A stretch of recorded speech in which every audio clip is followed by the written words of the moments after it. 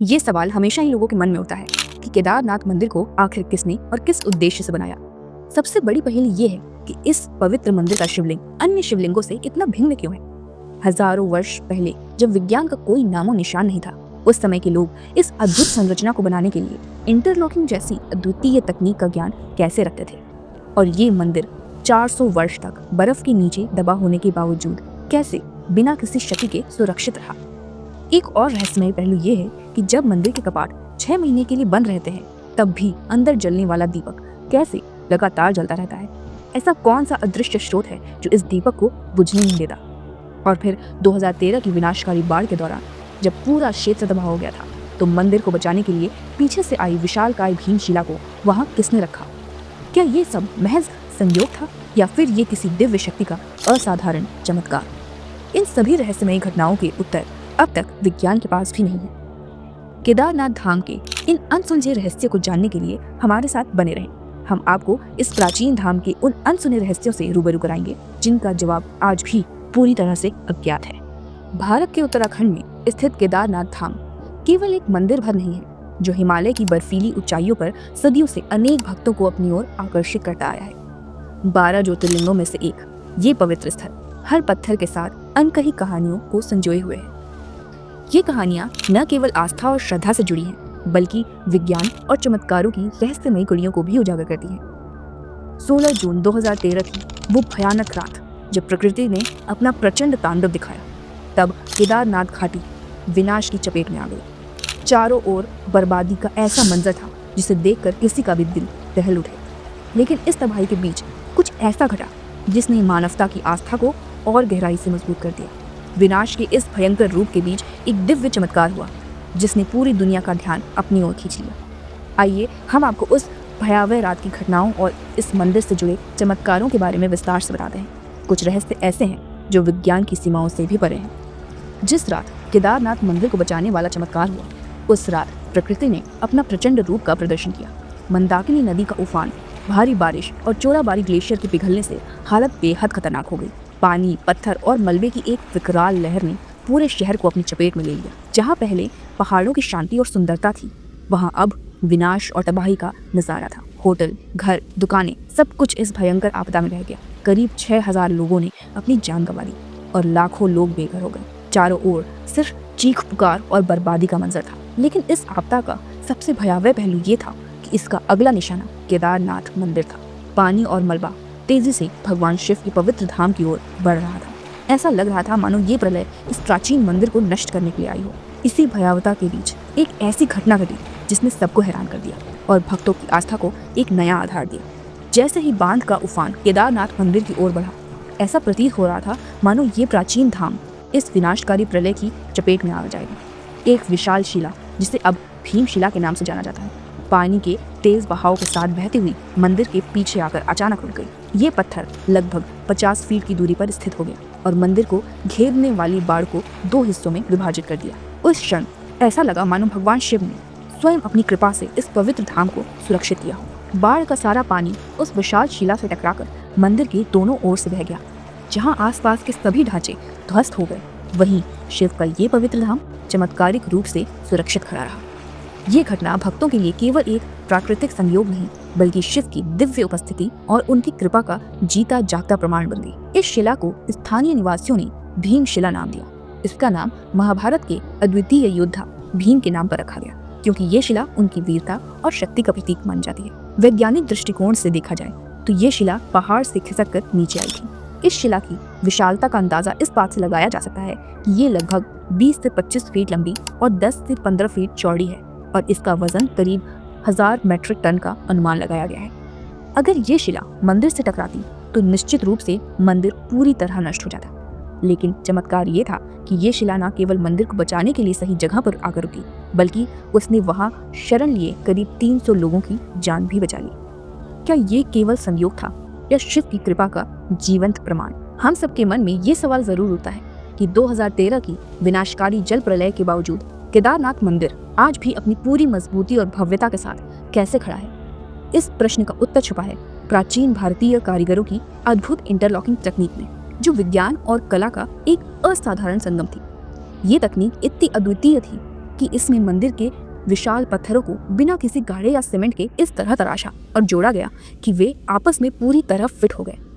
हजारों साल पहले जब आधुनिक विज्ञान और उपकरणों का कोई नामो निशान नहीं था, तब भारतीय कारीगरों ने इस तकनीक का उपयोग करते हुए केदारनाथ जैसी दिव्य धाम का निर्माण किया।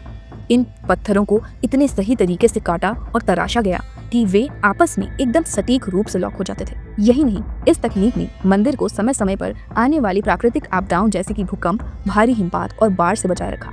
2013 की जल प्रलय जिसने पूरे क्षेत्र को तबाह कर दिया, उसके बावजूद ये मंदिर किसी चमत्कार की तरह सुरक्षित खड़ा रहा। सबसे हैरान करने वाली बात यह है कि इस मंदिर की दीवारें आज भी वैसे ही खड़ी हैं जैसे कि सदियों पहले थी। ये इंटरलॉकिंग तकनीक ने पहाड़ों को इतनी मजबूती और स्थिरता दी कि उन्हें कोई भी आपदा हिला नहीं सकी। वैज्ञानिक भी इस प्राचीन तकनीक को समझने और इसकी बारीकियों को जानने में असमर्थ हैं। ये न केवल भारतीय वास्तुकला और कारीगरी की श्रेष्ठता को दर्शाता है, बल्कि ये भी प्रमाणित करता है कि प्राचीन भारत में विज्ञान और कला का स्तर कितना उन्नत था। यही तकनीक केदारनाथ मंदिर को एक अमर धरोहर बनाती है, जो शिव भक्तों की आस्था का केंद्र और वास्तु कौशल का चमत्कारिक उदाहरण है। भारतीय वास्तुकला का ये चमत्कार वाकई हर किसी को सोचने पर मजबूर कर देता है कि आखिर किसने इतनी उन्नत और मजबूत तकनीक से केदारनाथ मंदिर का निर्माण किया। पौराणिक मान्यताओं के अनुसार ये अद्भुत मंदिर पांडवों ने भगवान शिव को प्रसन्न करने के लिए बनवाया था। माना जाता है कि महाभारत के युद्ध के बाद अपने पापों का प्रायश्चित करने के लिए पांडवों ने शिव की आराधना की थी। शिव की तपस्या के लिए इस पवित्र धाम का निर्माण किया गया। दूसरी ओर ऐतिहासिक और पुरातात्विक मान्यताओं के अनुसार इस मंदिर का पुनः निर्माण आदि शंकराचार्य ने 8वीं शताब्दी में करवाया, जो हिंदू धर्म के महान संत और विचारक थे। तो चलिए केदारनाथ धाम के इतिहास और रहस्यों की इस यात्रा को जारी रखते हैं और जानने की कोशिश करते हैं कि इस मंदिर से जुड़े और कौन कौन से गुप्त रहस्य हमारी आस्था और वास्तु कौशल का प्रमाण है। इस अद्भुत धाम के निर्माण को लेकर 3 प्रमुख कहानियां प्रचलित हैं, जिनमें से सबसे प्रसिद्ध कथा महाभारत से जुड़ी हुई है। पौराणिक ग्रंथों के अनुसार महाभारत का युद्ध समाप्त होने के बाद पांडवों ने कौरवों पर विजय प्राप्त की। युधिष्ठिर को हस्तिनापुर का राजा घोषित किया गया और उन्होंने लगभग 4 दशकों तक न्यायपूर्ण तरीके से राज्य का संचालन किया। लेकिन युद्ध में हुई हानि और निर्दोष लोगों की मृत्यु का पाप उनके मन को निरंतर कचोटता रहा। अपने पापों से मुक्ति पाने और भगवान शिव का आशीर्वाद प्राप्त करने के लिए पांडवों ने शिव की खोज में हिमालय की ओर रुख किया। भगवान शिव उनसे नाराज थे और पांडवों से दूर रहने के लिए कई बार अपना रूप बदलकर छुप गए। कहा जाता है कि अंततः केदारनाथ के इस पवित्र स्थल पर पांडवों को शिव के दर्शन हुए और उनकी आराधना के फलस्वरूप इस स्थल को मंदिर रूप में स्थापित किया गया। ये स्थल शिव की भक्ति और तपस्या का प्रतीक बन गया और पांडवों की कथा ने इसे और भी पवित्र और महत्वपूर्ण बना दिया। एक दिन पांडव भगवान श्री कृष्ण के साथ बैठे हुए महाभारत के भयंकर युद्ध और उनकी घटनाओं की समीक्षा कर रहे थे। युद्ध की भयंकर स्मृतियां उनके मन में गहरी छाप छोड़ चुकी थी। चर्चा के दौरान पांडवों ने अपनी चिंता प्रकट करते हुए श्री कृष्ण से कहा, हे नारायण, हमने अपने बंधु बांधव और गुरुजनों का वध किया है और ये कलंक हमारे सर पर सदा रहेगा। हमें ये बताइए कि इस पाप से मुक्ति का क्या उपाय है। श्री कृष्ण ने गंभीरता से उत्तर दिया, भले ही तुमने धर्म के पक्ष में युद्ध लड़ा हो और विजय प्राप्त की हो, लेकिन अपने बंधु बांधव और गुरुजनों का वध करने का पाप तुम्हारे सर पर है। ये पाप तुम्हारे लिए तब तक बोझ बना रहेगा जब तक तुम इससे मुक्ति नहीं पा लेते। इस पाप से तुम्हें केवल महादेव ही मुक्ति दे सकते हैं। अब समय आ गया है कि तुम भगवान शिव की शरण में जाओ। श्री कृष्ण के इन वचनों ने पांडवों को मार्गदर्शन दिया, लेकिन उनका मन अब भी भारी था। कुछ समय बाद द्वारका से ये दुखद समाचार आया कि भगवान श्री कृष्ण ने अपना देह त्याग दिया है। इस खबर ने पांडवों को गहरे शोक और असमंजस में डाल दिया। उनके सदा के मार्गदर्शन और सहायक अब इस दुनिया में नहीं रहे। इस कठिन समय में पांडवों ने ये निर्णय लिया कि राज्य का उत्तरदायित्व परीक्षित को सौंप देंगे। उन्होंने हस्तिनापुर के सिंहासन का भार परीक्षित पर डालकर सांसारिक जीवन से मोह त्याग दिया। द्रौपदी सहित सभी पांडव अपने पापों से मुक्ति और आत्मिक शांति की खोज में भगवान शिव की आराधना के लिए हिमालय की ओर निकल पड़े। ये यात्रा सिर्फ पाप मुक्ति की नहीं, बल्कि आत्मा की गहराइयों में झांकने और भगवान शिव के अनंत रूप को समझने की थी।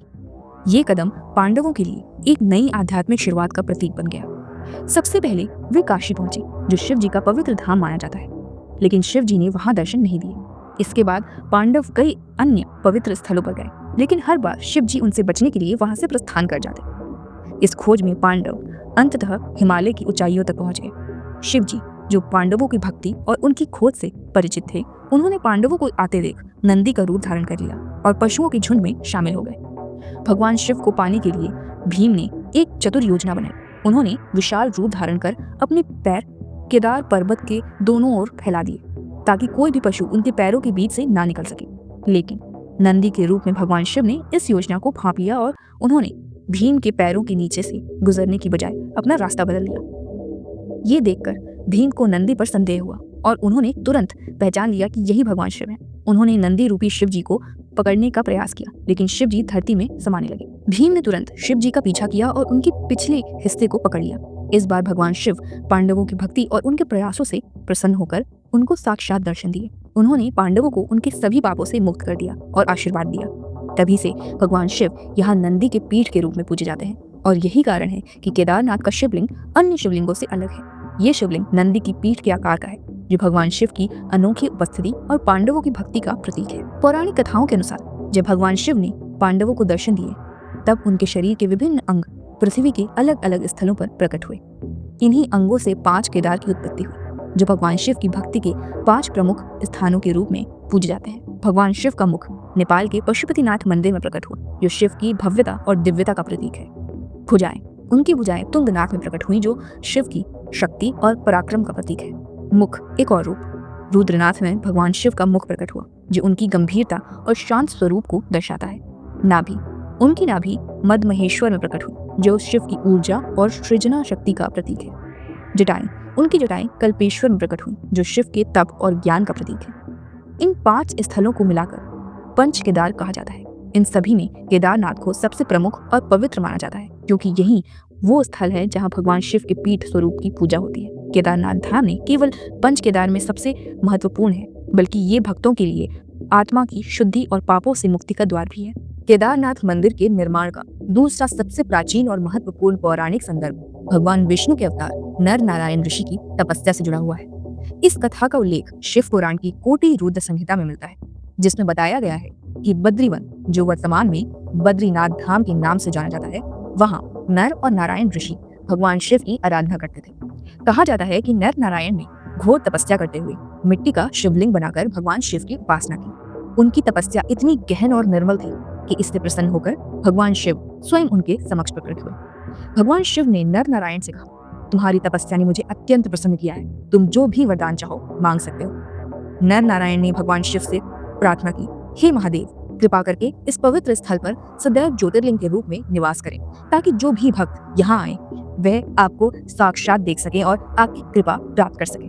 भगवान शिव ने उनकी ये प्रार्थना स्वीकार कर ली और तभी से केदारनाथ धाम में भगवान शिव ज्योतिर्लिंग के रूप में विराजमान है। इस कथा के अनुसार केदारनाथ का ज्योतिर्लिंग भगवान शिव का एक अत्यंत महत्वपूर्ण और दिव्य स्वरूप है, जो नर नारायण ऋषि की तपस्या के फल स्वरूप स्थापित हुआ। ये पवित्र स्थल भगवान शिव और विष्णु की अद्वितीय एकता का प्रतीक भी है। जहाँ भगवान शिव केदारनाथ में ज्योतिर्लिंग के रूप में विराजमान है, वहीं भगवान विष्णु बद्रीनाथ धाम में निवास करते हैं। ये सामंजस्य और एकता शिव और विष्णु के भक्तों के लिए एक अद्भुत संदेश है कि भक्ति, तपस्या और समर्पण से कुछ भी संभव है। ऐसा कहा जाता है कि 8वीं शताब्दी में महान संत और हिंदू धर्म पुनर्जागरण के अग्रदूत आदि शंकराचार्य ने केदारनाथ मंदिर का पुनर्निर्माण करवाया। उन्होंने न केवल इस पवित्र धाम को एक प्रमुख तीर्थ स्थल के रूप में स्थापित किया, बल्कि हिंदू धर्म को पुनर्जीवित करने और इसे एक संगठित रूप देने में भी महत्वपूर्ण भूमिका निभाई। आदि शंकराचार्य ने केदारनाथ में ज्योतिर्लिंग की स्थापना करवाई और इसे शिव भक्तों के लिए एक विशेष आस्था का केंद्र बना दिया। उनकी दूरदर्शिता और भक्ति ने इस मंदिर को न केवल एक धार्मिक स्थल, बल्कि भारतीय संस्कृति और धर्म का एक प्रतीक बना दिया। माना जाता है कि आदि शंकराचार्य ने अपने जीवन के अंतिम दिन यही बिताए थे। उनकी समाधि आज भी केदारनाथ मंदिर के ठीक पीछे स्थित है। ये स्थल उन लोगों के लिए एक संदेश है कि भक्ति और ज्ञान के माध्यम से जीवन को ऊंचाइयों पर ले जाया जा सकता है। हाल के इतिहासकारों, विशेष रूप से शिव प्रसाद दरबाल का मानना है कि केदारनाथ क्षेत्र में शैव संप्रदाय के अनुयायी आदि शंकराचार्य और उनके छात्रों के आगमन से काफी पहले से सक्रिय थे। ये तथ्य इस बात की ओर इशारा करता है कि केदारनाथ मंदिर की प्राचीनता का सटीक निर्धारण करना आज भी चुनौतीपूर्ण है, खास तौर पर जब पाली या ब्राह्मी जैसी प्राचीन भाषाओं में लिखी गई शिलालेखों की लिपियां अभी तक पूरी तरह से पढ़ी नहीं जा सकती। मध्य प्रदेश के ग्वालियर में मिले एक शिलालेख से ये संकेत मिलता है कि मालवा के राजा भोज, जिन्होंने 1010 से 1055 ईस्वी के बीच शासन किया था। उन्होंने केदारनाथ मंदिर के निर्माण में महत्वपूर्ण भूमिका निभाई थी। इस दावे को और भी बल मिलता है लिपिग्राफी इंडिया खंड 1 जैसे ग्रंथों से, जो राजा भोज के शासनकाल में मंदिर निर्माण के प्रमाण प्रस्तुत करते हैं। शिलालेखों के अनुसार राजा भोज ने मंदिर के निर्माण के लिए योगदान दिया, जिससे ये स्पष्ट होता है कि केदारनाथ मंदिर का कुछ हिस्सा उनके शासनकाल में पुनः निर्माण या स्थापित किया गया था। साल 1828 के एक विवरण के अनुसार मंदिर का एक बड़ा हिस्सा पत्थरों से निर्माण हुआ था। मंदिर की गर्भगृह की छत पर सोने का मालमा चढ़ा हुआ है। एक टावर था जो एक समय की उत्कृष्ट वास्तुकला और शिल्प कला का प्रतीक था। मंदिर के सामने तीर्थयात्रियों के ठहरने के लिए पक्के मकान बनाए गए थे, जबकि दक्षिणी ओर पुजारियों और पुरोहितों के लिए भवन थे। इन विवरणों से ये भी स्पष्ट होता है कि मंदिर का वर्तमान ढांचा नया है और पहले का मूल भवन संभवतः प्राकृतिक आपदाओं या अन्य कारणों से नष्ट हो गया था।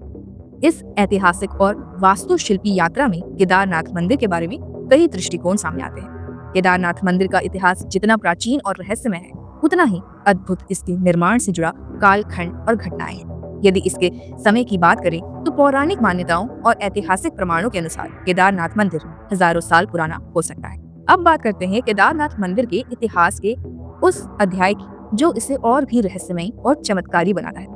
ये कहा जाता है कि 13वीं से 17वीं शताब्दी के बीच, जिसे छोटा हिमयुग कहा जाता है, केदारनाथ मंदिर लगभग 400 वर्षों तक बर्फ की मोटी परत के नीचे दबा रहा। हिमालय में इस दौरान ग्लेशियरों का विस्तार इतना अधिक हो गया था कि केदारनाथ धाम जैसे विशाल क्षेत्र भी बर्फ में समा गए। सबसे हैरान करने वाली बात यह है कि इतने लंबे समय तक बर्फ के नीचे दबे रहने के बावजूद मंदिर की संरचनाओं को कोई गंभीर क्षति नहीं।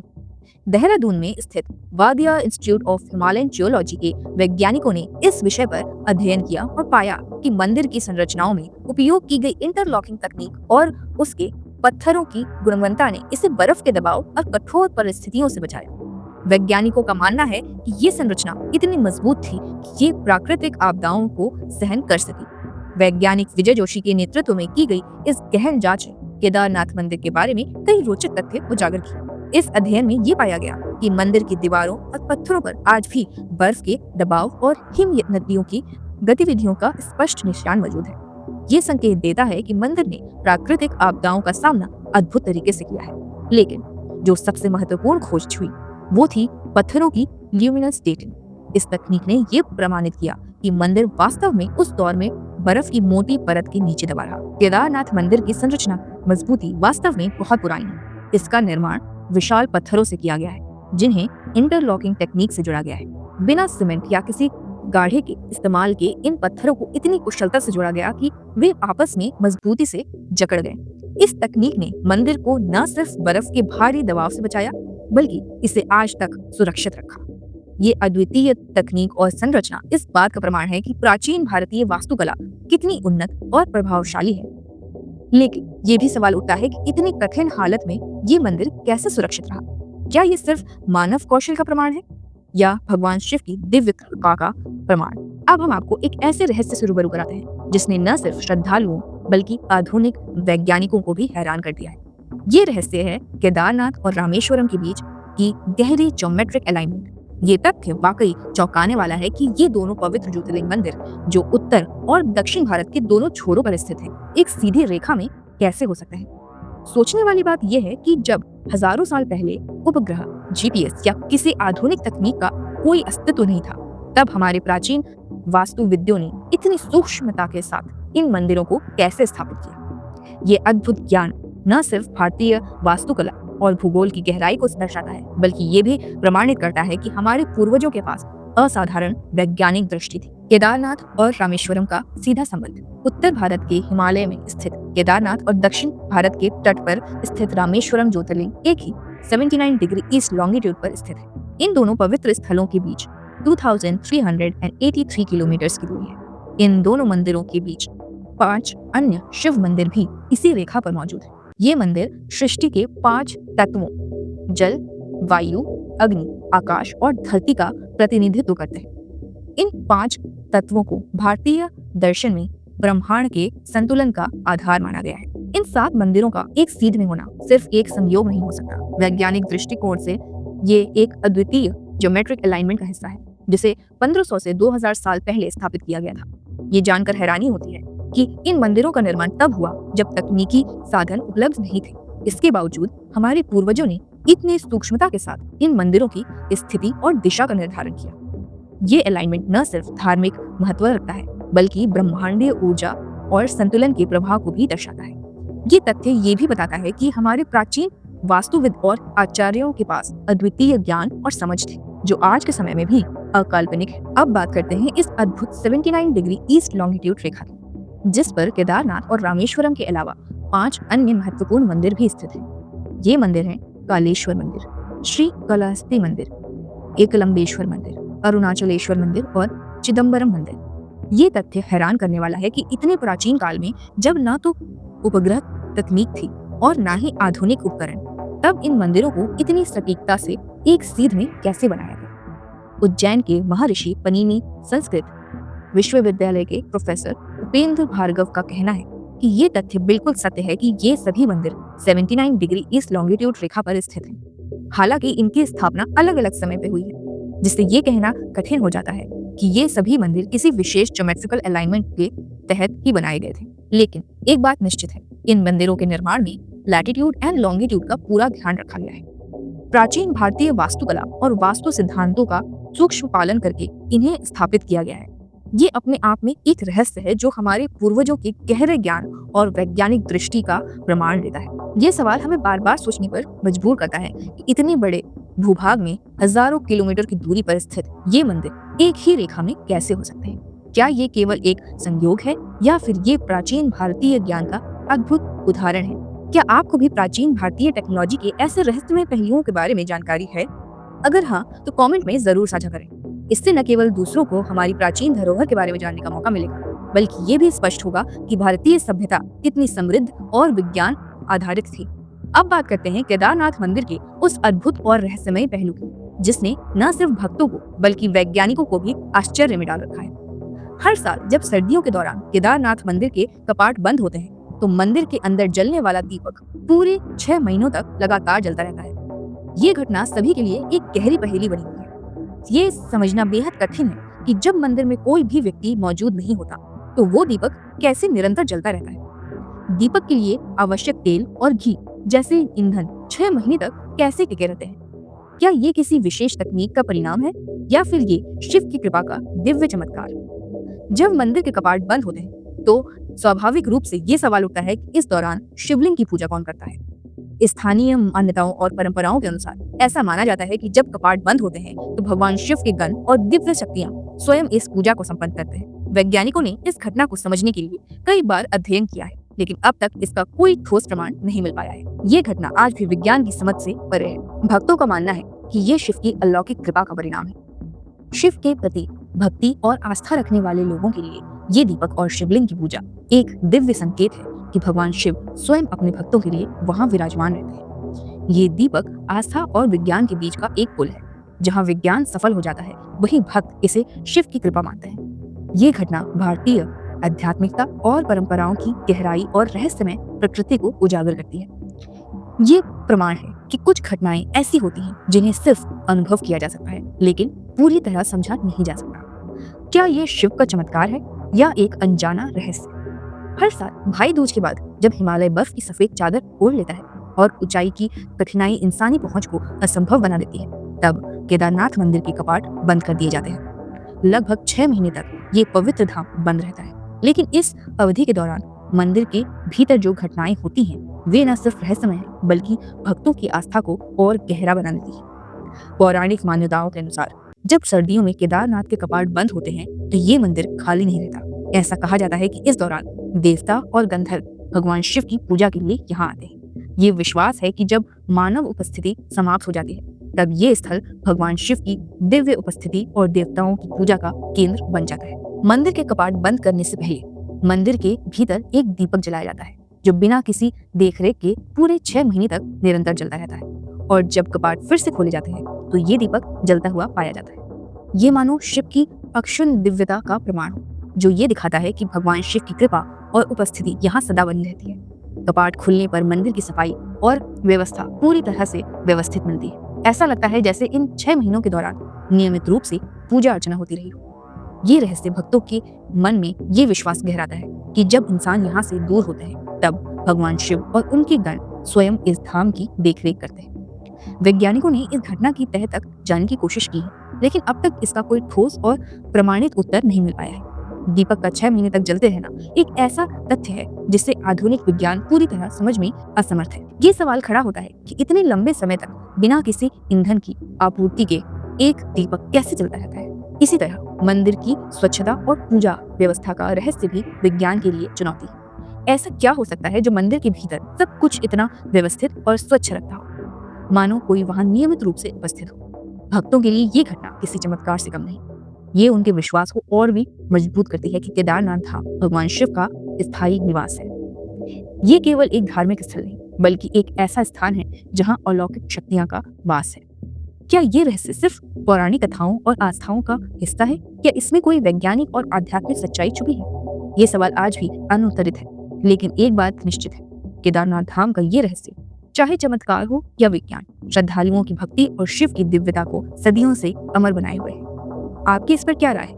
क्या ये शिव की अलौकिक कृपा है या कोई अनदेखा विज्ञान? कमेंट में अपनी राय जरूर साझा करें। केदारनाथ मंदिर की परंपराएं और पूजा पद्धतियां अत्यंत प्राचीन और विशिष्ट हैं, जो इसे अन्य धार्मिक स्थानों से अलग बनाती है। सर्दियों में जब केदारनाथ मंदिर के कपाट बंद होते हैं, तब भगवान शिव की प्रतिमा और अन्य धार्मिक प्रतीक, जिन्हें दंडी कहा जाता है, को विशेष सम्मान और परंपराओं के साथ उखी मठ ले जाया जाता है। उखी मठ उत्तराखंड का एक पवित्र स्थल है, जिसे केदारनाथ का शीतकालीन धाम माना जाता है। ये वही स्थल है जहाँ मंदाकिनी और अलकनंदा नदियां मिलती हैं। सर्दियों के दौरान भगवान शिव की प्रतिमा को यहाँ सुरक्षित रखा जाता है और उनकी पूजा अर्चना नियमित रूप से जारी रहती है।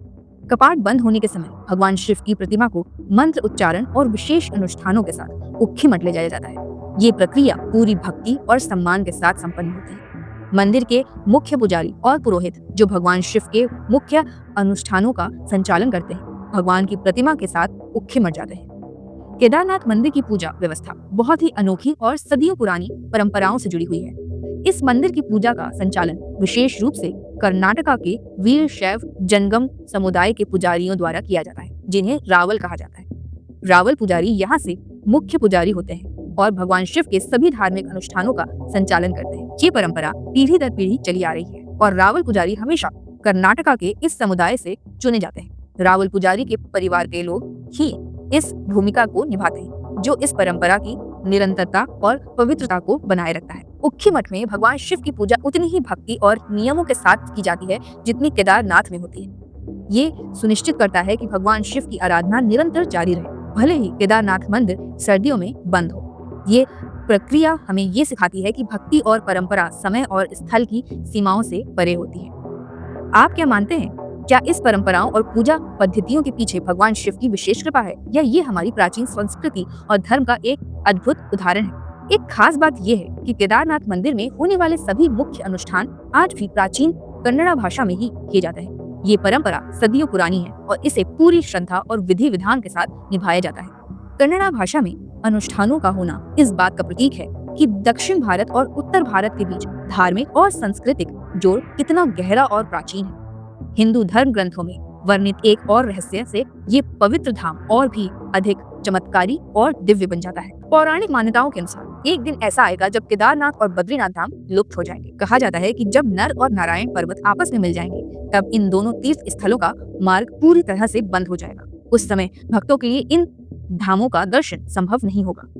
इस भविष्यवाणी के अनुसार इसके बाद बद्री और भविष्य केदार नामक नए तीर्थ स्थलों का उत्पत्ति होगी। ये घटना आने वाले युगों में घटित होने की भविष्यवाणी है और इसे एक दिव्य संकेत माना जाता है, इस विश्वास के साथ कि भगवान शिव और विष्णु सदैव यहाँ विराजमान रहेंगे, अपने भक्तों के लिए हमेशा सुलभ रहेंगे। ये हमें उनकी कृपा और दिव्यता का अनुभव कराता है। केदारनाथ धाम न केवल धार्मिक दृष्टि है, बल्कि वैज्ञानिक रहस्यों और आध्यात्मिक चमत्कारों का भी अद्भुत संगम। ये धाम हमें ये सिखाता है कि आस्था और विज्ञान एक दूसरे के विरोधी नहीं, बल्कि सहायक हो सकते हैं। ये स्थान हमें हमारे प्राचीन ज्ञान और आध्यात्मिक धरोहर की गहराई से परिचित कराता है। अगर आपको ये वीडियो पसंद आई हो तो कमेंट में अपनी राय जरूर दें, और यदि आपने हमारे चैनल को सब्सक्राइब नहीं किया है तो अभी सब्सक्राइब करें, ताकि आप ऐसे ही रोचक और रहस्यमय वीडियो से जुड़े रहें। मिलती हूँ अगली वीडियो में, तब तक के लिए धन्यवाद। हर हर महादेव।